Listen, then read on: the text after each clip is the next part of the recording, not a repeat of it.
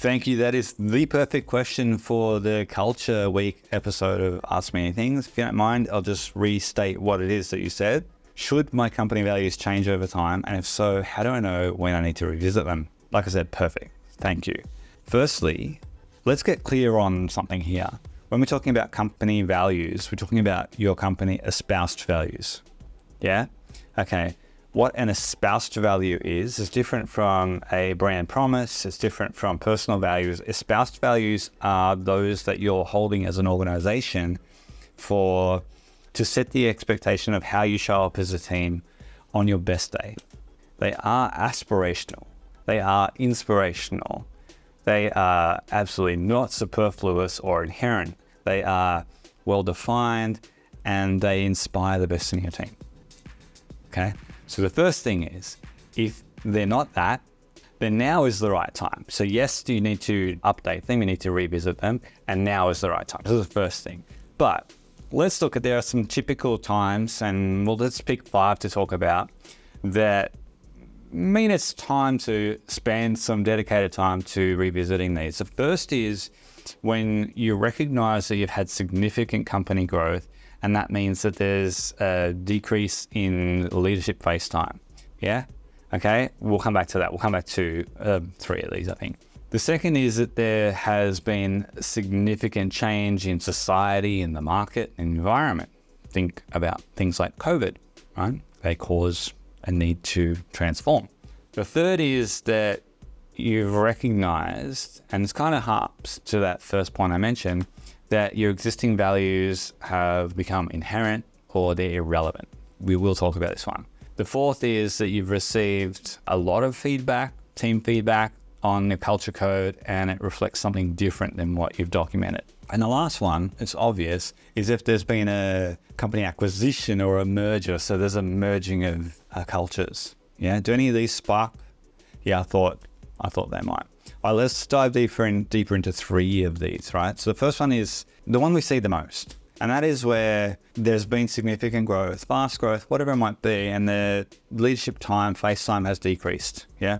So and that's very typical, because what happens when the culture and the team is small, you know, we're talking sub 10, potentially a little bit more than that, there is plenty of face time, and culture is modeled by leadership. And if a leader is a strong culture lead, then they might not even have documented the culture code. We see that so much, even up to teams of 20 plus.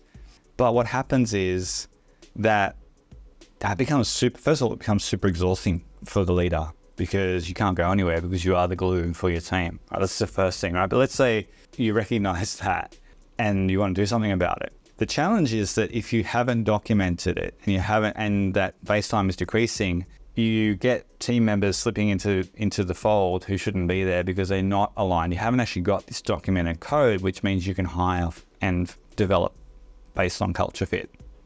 So that means now, if this is happening, this is the perfect time to get very clear on your culture code, on your values, with clear context, and empower your team to be team-on-team culture defenders, all right?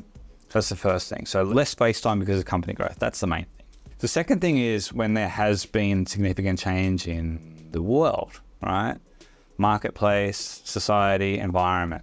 Things, think about COVID, ChatGPT, anything that disrupts the way that you do business and need a company response to set the guidelines on how we show up. Yeah?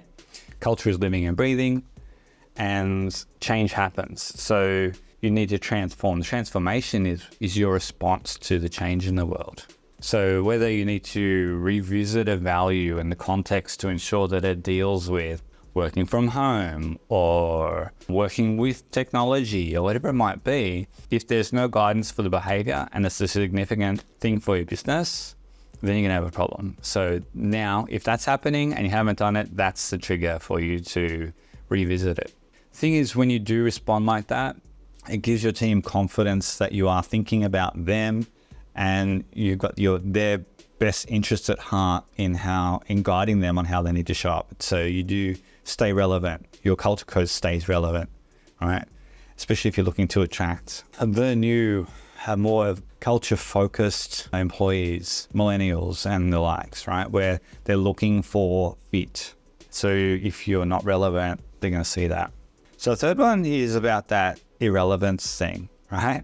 It's if your existing values are their buzzword bingo, they have no clear context, or it's something that is just super inherent.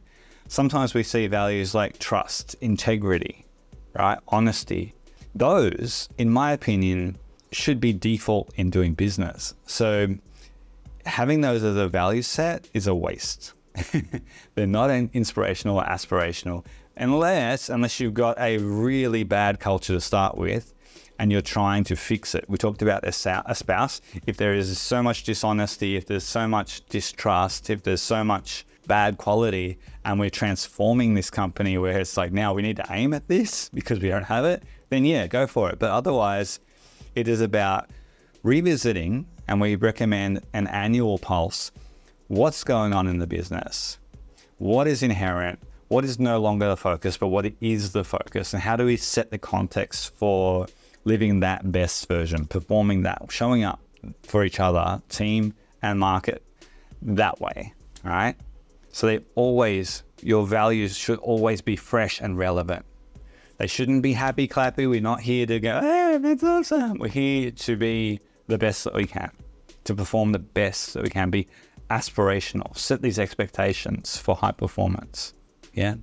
So current, fresh, relevant, with very clear guidance that resonates for employees and supports the direction that you're going in. And I anchor this, talk about clear context for everyone. A friend of mine has a business and he was sharing that two of his team were arguing and they were really butting heads over this client that they took on. One was adamant that they should take this client on, the other was adamant that they shouldn't. And they both referred to one word in the same word in their value set that led them to believe that opposing opinion, right? One word, same word. Now, when we talk about context, the meaning is everything, but it's not what it means to the individuals, it's what does it mean here in this code, in this culture, right? So clear shared context is so important, right? So coming back to this, things to remember here is your company values, your spouse values are not static, right? They should evolve as your company grows and change happens around you, right? Yeah. So that answers your question. Yes, come back to your question. Yes, and frequently revisit. Doesn't mean if you revisit and you find them still current, don't change them for the sake of change. But if you find them not current, then definitely it's time to realignment. So how do you go about this? Well, first thing to do is a culture value assessment, right? That is a beautiful pulse. Do them annually. We do them annually. We facilitate them. I'm a Barrett Values consultant, so there's some tools that we use there. It gets your team's current perception of what's showing up in the culture today, what they like, dislike, and then what they desire. So it gives an indication of what you should be aiming at for the spouse values for now. Engaging your team in this process. We recommend team-wide. Right? Team-wide is the best because everyone, if they have a say and you honor their opinion, they are invested in the outcome, especially if you've got some disengagement. They will, over time, you'll engage everyone. Then once you've done it, communicate it clearly, right? If you're updating, ensure it's clear why, what it means, and that everyone shares that same understanding. Multi-channel, very frequent. So this is the other part. The main thing that you can do is not to spend a fortune to beautify your office with these values and design them nicely, not just, right? You can put them in a beautiful ring binder or a culture guidebook or, on your website, but do not learn how to behave and your values set in the context by osmosis. You have to breathe life into it every day, right? It's why rituals is one of the 3 components in our storytelling framework, in our electromagnetic brand method. Because unless you breathe life into it, people do not understand what they're expected to do, how they're expected to show up or have things at front of mind when there's critical moments and they need to know how to show up or how to respond. That makes sense.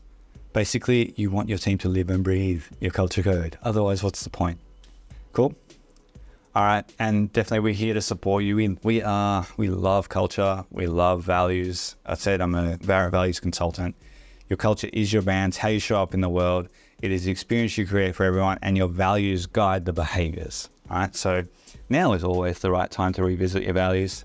Thank you for that question. Until next time, be unapologetically awesome. Bye for now.